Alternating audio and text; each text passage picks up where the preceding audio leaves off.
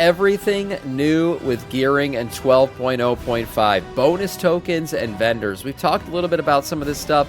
Really, 12.0.5 is going to boost your gearing. That's what it's going to do for the main part, other than those big world events that are coming and the void storms and all that other shit happening, the void incursions, I should say. So let's check this one out here real quick from Dalaran Gaming on how your gearing is about to change in 12.0.5. By the way, that one dropping on April 21st. Yeah, let's check it out. Hello guys, how's it going? My name is Dal, and the next major update for World of Warcraft, patch 12.05, which apparently might be releasing sooner than anybody's expected, is going to massively improve the gearing, as 12.05 is going to open up the floodgates with brand new avenues for item acquisition for everybody, whether in your main or your alt characters, so everybody gets additional items. From new shift when it comes to open world content that actually lets you farm out hero track items with ritual sites as well as void incursions. We also got new knockout system for RNG bonus loot with a Void Forge that allows you to get additional gear from any of the raid and dungeon bosses, but also a literal cap breaking tool of the Ascendant Hammer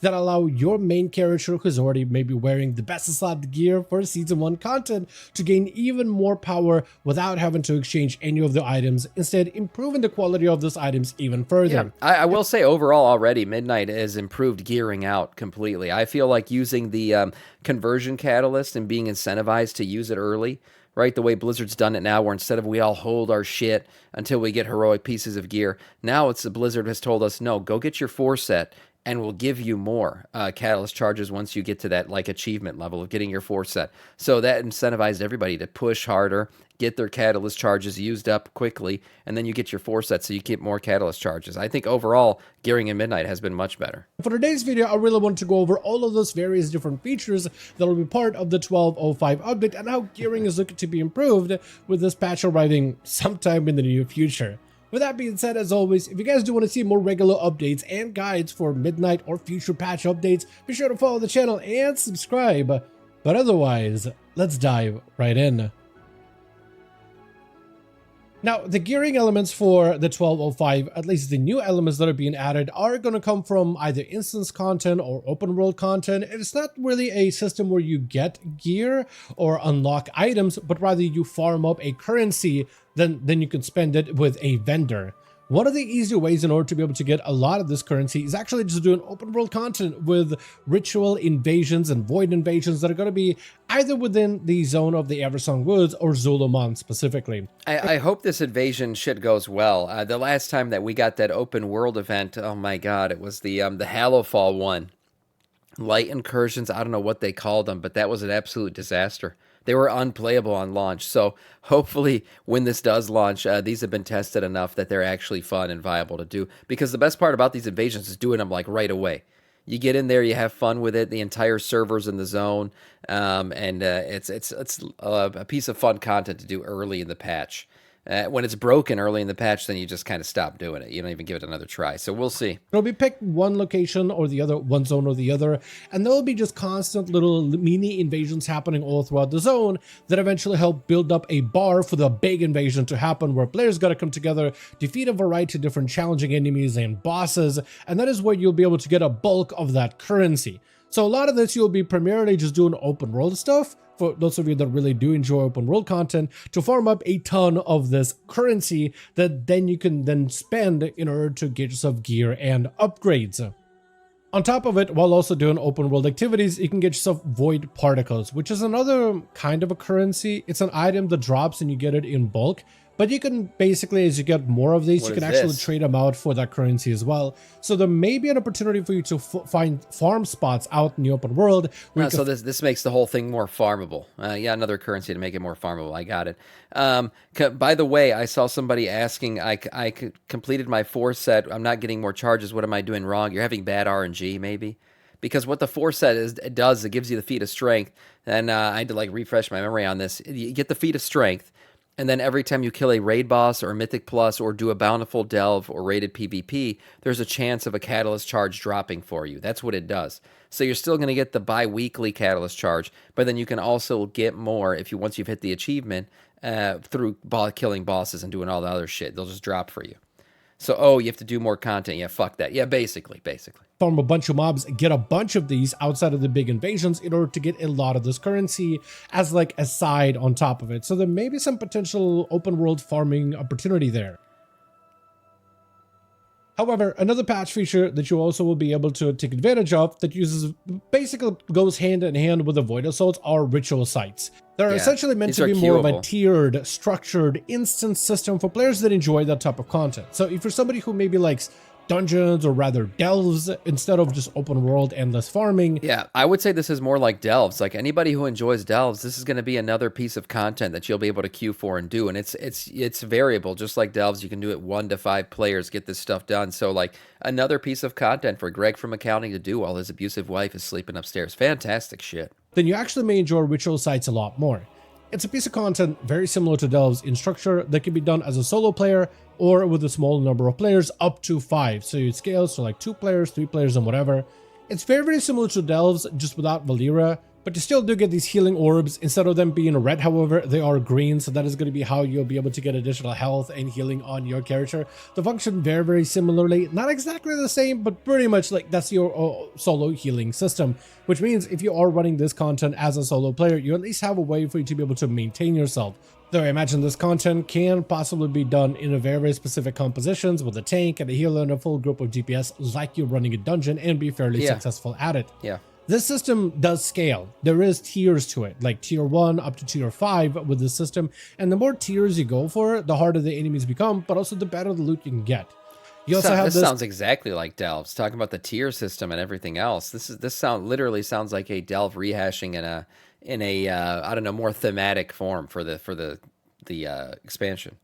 Affix style system, very similar to Mythic Plus Dungeons, where you can add additional challenges inside of this new content. Oh, you could add in order to be able too. to make the bosses and enemies harder, give you additional avoidable mechanics for you to be able to dodge, but also increases your loot overall. It upgrades it significantly. So this would be another system that kind of goes side by side with ritual sites being more instance tiered content that a lot of players have come to know from things like delves, while there's also open world stuff for players that really do enjoy open world content. But the rewards delves are limited, but this isn't. Yeah, I guess this is more farmable. This is interesting though. I wonder what do we compare this to? It's like a Mythic Plus delve. That's what it seems like, where you can add affixes, get better. What's the loot look like? Maybe it's very similar. So you are still going to be able to get the similar currency as the open world content, just in a different quantity, since you can go super high difficulty on it, and you'll be able to farm it up as much as you want to, essentially, when the system goes live, in order to be able to get yourself gear as well as a variety of other items, but also a significant amount of just gear reward currency, like currency in order to be able to upgrade items in particular. The system seems to be fairly filled with those, especially with the end of the run chests. Now, let's talk about the gearing. Over in the Bazaar, what did he just get? Did he get heroic crests? Oh no, champion dawn crests. Okay. Oh, and coffer key shards. Interesting.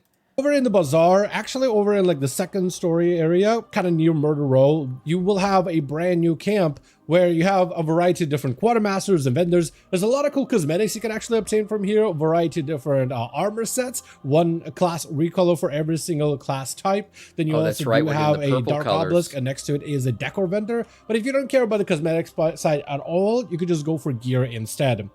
The currency that a lot of these open world and ritual site activities you'll be collecting is field accolades, and you'll be able to trade them in for gear. The other currency we talked about is actually dark particles, which are farmable, and then those can be converted into 10 field accolades per 100 particles, which is another way for you to be able to get even more field accolades. And field accolades is how you can get champion track void touch armaments, which grants you a 1.6 rank champion track piece of loot for your specialization. So it's going to be a I'll be honest, this seems more like alt gearing than it does for mains at this point. I think most people, by the time this patch hits, which seems like it's going to be like April 21st, they'll be doing only strictly heroic track gear shit. Random item, but it is going to be a way for you to be able to get a lot of the champion items, and the cost for them is kind of low. It's only 75. So for just a little bit of those open world activities, you can get yourself a bunch of these champion track pieces. Of course, you could also go for something that costs way more in terms of cost, with 500 field accolades for a heroic Chest. Ooh. Item. Contains a heroic item of your loot specialization. I take it back. Okay, we got heroic gear from this event too. Wow. Okay, I just gotta speak too soon sometimes. If I had pre-watched it, I would have known that, right? You fuckers, you're always accusing me of that shit. Unbelievable. Again, a random item, but it is on hero track quality, which could give you an opportunity to gear out any of your other characters with these items in particular. Go out and do the instance content or open world content, farm the currency, and then trade the currency for gear rewards, specifically Not bad. or cosmetics if you already have a geared out character. But overall, this does give you another avenue for farmable hero track items. Though how farmable and how quickly you'll be able to get them, likely Blizzard will end up changing and adjusting how... 500 is probably a lot. I'm guessing you won't be able to, like, you want to be a complete degen, you probably can, but I'm guessing it's going to take a while to get 500. Much of this currency you get, depending on the content that you do, and I'm sure players will discover more efficient ways for you to be able to farm it, but on paper, it is a farmable way for you to be able to get an endless amount of hero track items with this gear vendor, because it doesn't seem to be doesn't seem to be any cap on getting accolades from open world content or ritual sites, which don't seem to have some kind of like key system like delves do, where you can run only a certain amount of them. You can just run them endlessly if you want to, so it is farmable in the purest form imaginable. And when you think about just where you can get hero track gear from most other content within Midnight, outside of heroic raids, which can get you a decent bit of gear, or possibly a single item outside of Great World from the delve system using the maps that you find, or the beacon to some of the boss to get the map to get a hero track item. This is a way for you to be able to outfit more of your characters with guaranteed hero track items, as long as you can farm this new currency. Okay. Another feature that is being added as part of the 12.5 update is an upgrade system in order to be able to upgrade certain select items to a higher level with the Ascendant Nilhammer, which will be part of the questline in the Void Storm, where essentially you'll be allowed to upgrade weapons and trinkets specifically to a higher rank. But only after you have maxed out the quality of those pieces. So if you max them out to the highest hero track or highest mythic track. Hold on, I have a champion track weapon right now that I've not been able to replace. And then I have the crafted one that I can recraft. But if I could use this thing to upgrade that to hero track weapon as long as I've pushed it all the way up the champion level track. Damn. Then you could use this Ascendant Nullhammer in order to upgrade the item level of these pieces further. This works on hero track items, mythic track items, but also max rank crafted items as well. So if, let's say, you crafted yourself a mythic track. Also, it doesn't work on champion. He said it works on hero. Well, anyways, hero to myth would be a much better option. Fully highest I'd probably save it for that weapon, for instance, at the start of the season, and maybe that is your best weapon for the rest of the season because it has a really good embellishment, or you just haven't gotten a better weapon. You will then be able to use the Nilhammer on crafted items as well, which is really, really cool. You're not going to be going... Wait a minute. Instead of recrafting, you can just use... What is this fucking item? This thing sounds OP as shit. Instead of recrafting, you can just use this item to pump it up to the next level? After every single slot of gear. Blizzard has done this in the past for previous patches, and they received a lot of feedback, so they wanted to keep it only on pieces that will have the highest impact per class per character. So they're limited only to weapons and trinkets, so you don't have to upgrade every single slot of gear on your character. So those are going to be the slots. The weapons in particular are amazing for melee, but also huge for many casters because weapons generally offer you the most amount of intellect in particular. So, and trinkets on top of it are also huge. Most classes have very, very specific best in slot trinkets that they could use for the season. So only those slots can be further upgraded. But if you already have a character that's fully geared out to the teeth, but you're looking to get yourself a little bit more power as you can with Mythic Plus content or raid content, trying to finish out all the raids before the next season, this will give you an opportunity to get just a little bit more power on that character. Even if they're fully geared, it just helps you inch out a little bit more power out of the best slot items that your character. So basically a new dinar system. Well, yes and no. I mean, dinar, you were using it to buy the shit. This one's upgrading the shit you already have. It's a new take on the dinar system, kind of. Already wearing.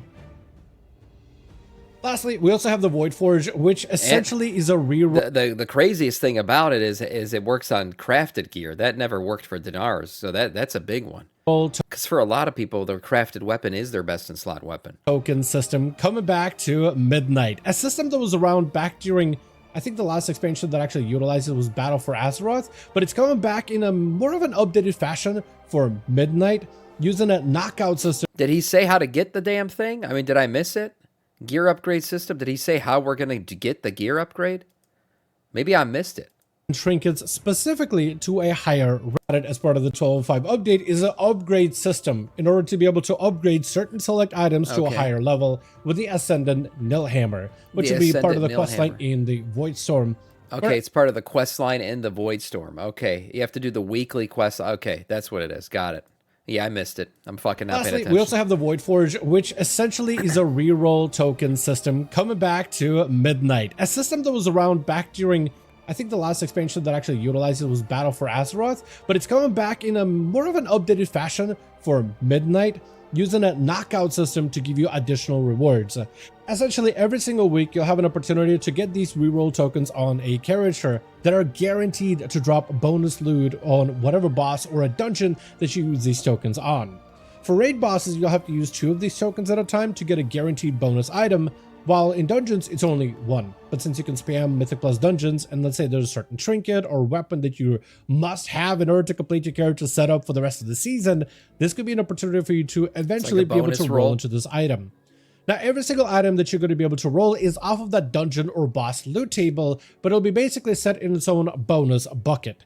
And anytime you use a bonus roll to get one of those items from that bucket, it is then knocked out of the bucket. So say there's like a trinket. See, this is great, but it also infuriates me.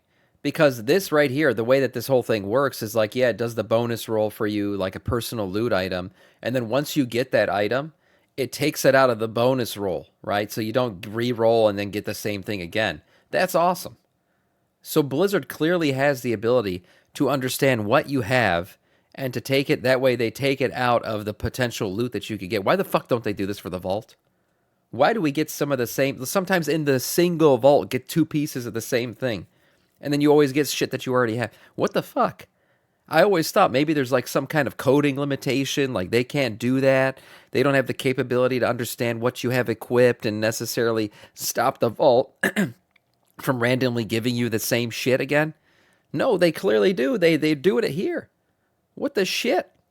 Blizzard just likes to freaking cause torment. That's what it is. I don't know how to explain it. My God, this is the thing we've been asking for Vault forever. I don't know, from Chimeras, for instance, that you're trying to get on Mythic difficulty. It's called Get Fucked. Chimeras for leather classes also has a belt, has another not great trinket, and a tier set slot.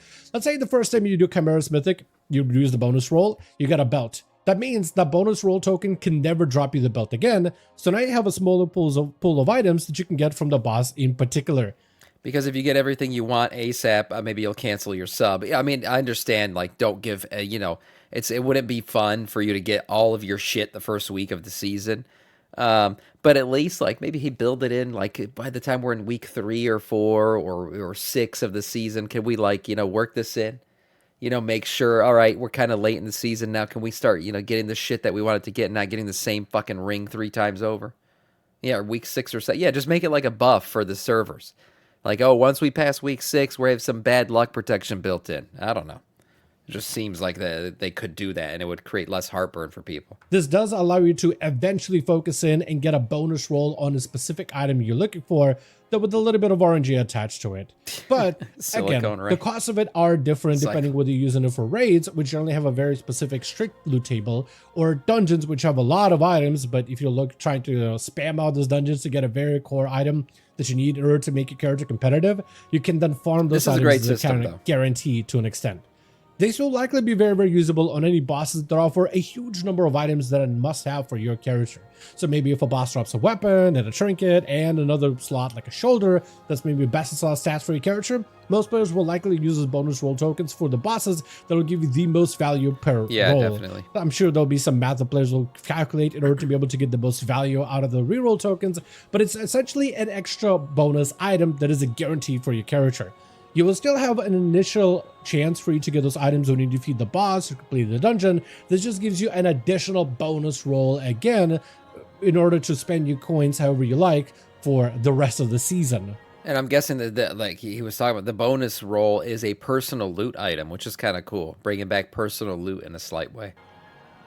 But with that being said, as always, I do want to thank all of you guys so much for watching, and I hope you guys did enjoy this video. If you did enjoy this update or found it informative, go ahead and give this video a like, as I would very, very much appreciate it. Be sure to join our Discord community, link in the description of every single one of the videos if you just want to keep up with any new update for midnight, These are especially pretty when it comes to game-changing features. 12.05 changes. Let me know your thoughts in the comment section down below, and as always, I'll see all of you guys in the next one. Yeah, there's some pretty big changes here. I mean, that whole upgrade system that he talked about where you can push something to the next track, that's a pretty big deal. That's a pretty big deal. And then on top of that, you got that this whole system with the personal loot system going on with the RNG built in and stuff. Those are pretty crazy additions to the game that we haven't seen before. Then you got the open world content going on and everything else, the kind of ability to farm out heroic gear. Not bad. I mean, I guess we're going to gear out crazy fast during this expansion. So nice stuff coming in. It's a big thing for a 0.5 patch. We'll see what else happens down the line here. A nice video overall from Dalaran.